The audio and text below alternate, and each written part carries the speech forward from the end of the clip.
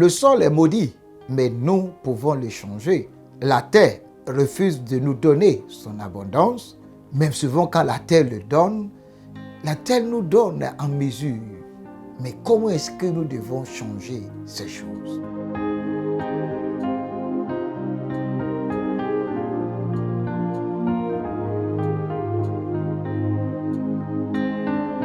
Puisque la volonté de Dieu pour nous est que nous soyons tous prospères, je prie que cette prospérité sera votre partage.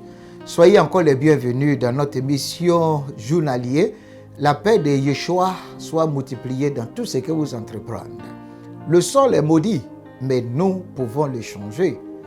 La terre refuse de nous donner son abondance, même souvent quand la terre le donne, la terre nous donne en mesure.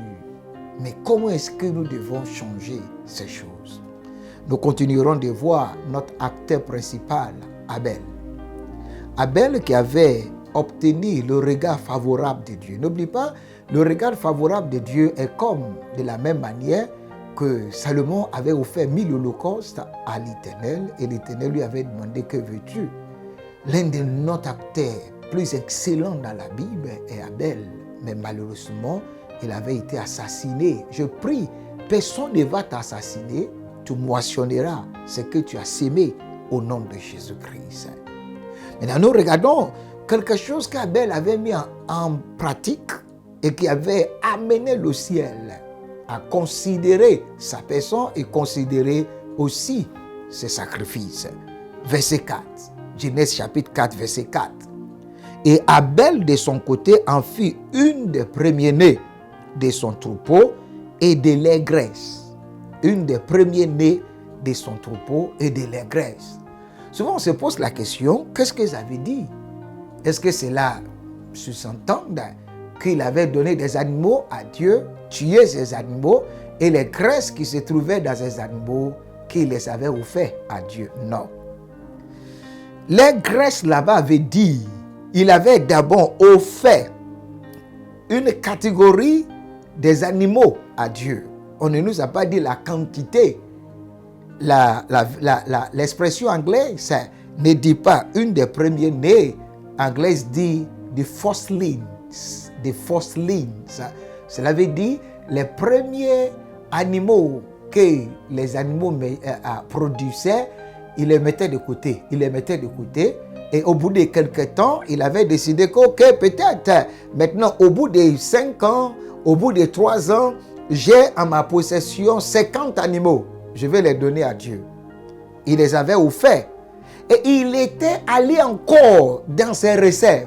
C'est-à-dire les animaux qu'il avait mis de côté, qui n'étaient pas dans le projet. Après avoir donné la première fois, certainement, il n'avait pas reçu un signe du ciel. Et il avait dit, j'attirerai le regard du ciel. Et il est allé prendre de ce qu'il avait gardé. Et je peux dire que ce n'était pas les premiers-nés qui avaient touché le cœur de Dieu. C'est le fait que Abel était allé dans ses réserves, était allé dans ses épailles. Il était allé dans ce qu'il avait préparé, réservé pour d'autres choses et qu'il les avait offerts à Dieu. Comment cela s'applique à notre manière de donner? Si nous voulons que Dieu porte son regard favorable sur nous et porte son regard favorable sur nos offrandes. Donnons une partie, ce que nous avons préparé, mais il ne faut jamais priver Dieu d'accès à votre épargne. Vous avez certainement l'argent sur vos comptes. Vous avez certainement les terrains que vous avez achetés pour sécuriser l'avenir familial. Vous avez aussi des maisons que vous avez construites pour sécuriser l'avenir de vos enfants. Mais Abel avait dit, c'est vrai, je les avais réservés pour ma famille, je les avais réservés pour l'avenir, mais pour que je puisse attirer les regards de Dieu, parce que si Dieu ne bénit pas, tout ce que nous allons réserver ne vont même pas servir à ce que nous voulons. Apprenez à donner ce que vous avez aujourd'hui. N'oubliez pas aussi que si Dieu n'entre pas dans vos réserves, il ne vous donnera pas ce qu'il avait réservé pour vous. Donnez à Dieu vos graisses. Donnez à Dieu ce que vous avez réservé, ce qui vous coûte cher, ce qui est plus important à votre avenir. Apprenez à les donner. Je bénis le Seigneur pour tous ceux qui avaient une fois donné les maisons, ceux qui avaient une fois offert les véhicules, ceux qui avaient même une fois rentré sur les comptes et puis prenaient de l'argent pour donner à Dieu. Que Dieu bénisse tous ceux qui avaient une fois donné les terrains pour la construction de la maison de Dieu. Que le Tout-Puissant bénisse tous ceux qui s'est privés de leur avenir, de leur plaisir, pour faire plaisir à Dieu. Que Dieu vous demande sa fidélité dans les jours à venir, au nom de Jésus-Christ. C'était votre serviteur, le pasteur Ola. Que la paix de Yeshua soit avec vous. Shalom.